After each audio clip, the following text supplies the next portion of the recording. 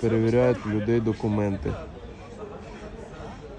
У священний день, в п'ятницю, коли всі мусульмани збираються в мечеть, ось так перешкоджають людям.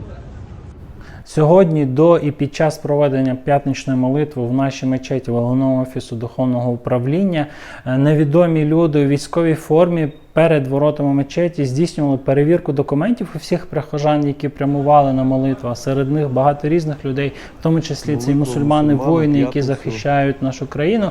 І через цю незрозумілу перевірку людьми, які не представлялися, не показували своїх документів, багато вірян запізнилися на п'ятничну молитву, і це, звичайно, викликало значне обурення мусульманської спільноти і наших прихожан.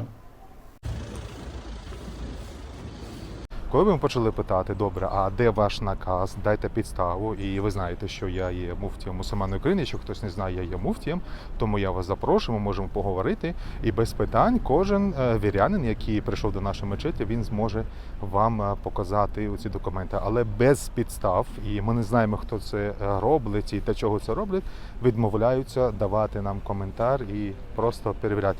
Декілька з них є військові, які без опознавальних знаків, просто військова форма, і не розуміємо, що відбувається.